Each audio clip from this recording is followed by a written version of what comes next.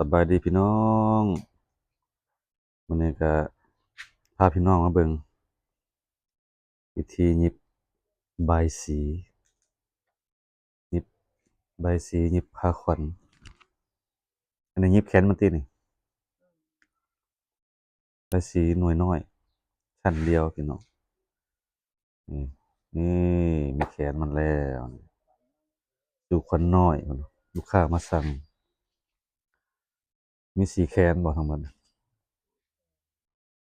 อืม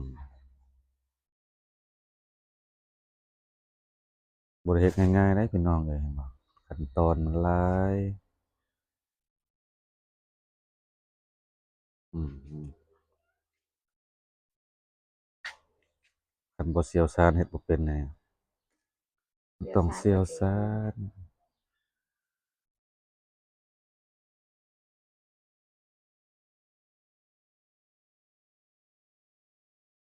อืม นี่มีคีบทั้งข้าง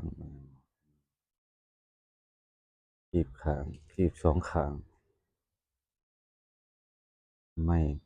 คัดเนี่ยต้องก็ต้องกล้วยทานีได้พี่น้องต้องกล้วยอื่นก็เฮ็ดยากมันแตกเป็นว่า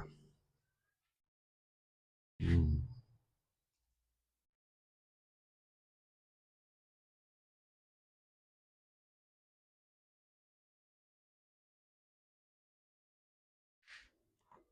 โดโอ้มานี่ครึมๆคืนนี้ฝนตกโดแห้งพี่น้องนี่ตอนเช้าก็นิดหน่อยหนึงแต่ซอยมาครึมๆพอร้อนๆนี่เนาะอากาศก็ได้นี่แขนแขนมันก็เอิ้นแขนใบสีพี่น้องเอ้ยงามบ่พี่น้องงามบ่ เบิ่งเป็นหน่วยมันแล้วนะงาม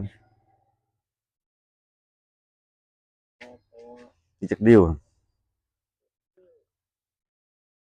10ดิ้ว7ดิ้ว7ดิ้วก๊อกกี้กับมะพร้าวแม่เฮ็ดผ้าขวัญอยู่นี่โอ๊ยเก๋แล้วตกเกี้ไปนอนไก่กับไรเนาะโอ้ย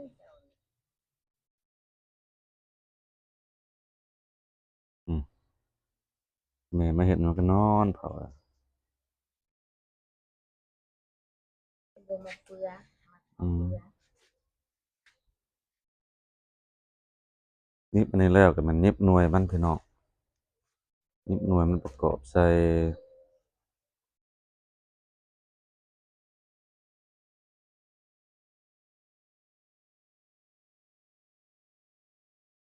คันผู้เป็นแล้วก็ยิบไว้อยู่คันผู้บ่เป็นนี่ก็โอ๊ยกว่าสิได้พี่น้องบ่ได้ธรรมดาเด้อนี่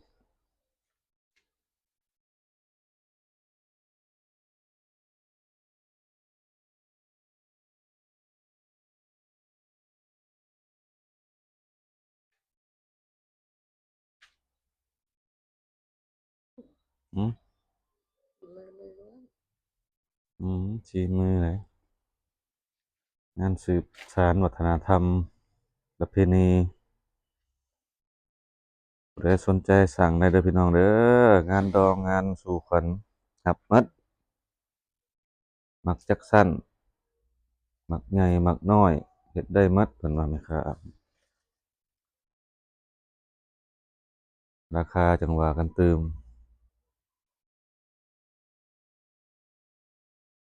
นี่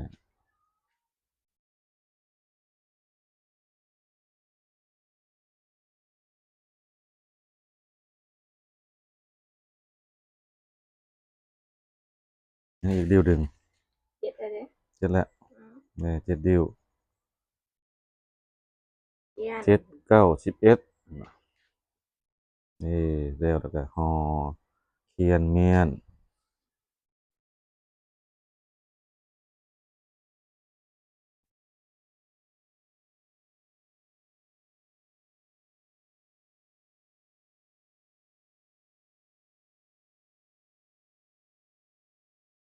ถือว่าเป็นอันเสร็จสิ้นสำหรับแข แขนมันเนาะ ดี บัดนี้สิเริ่มเฮ็ดหน่วยมันบัดนี้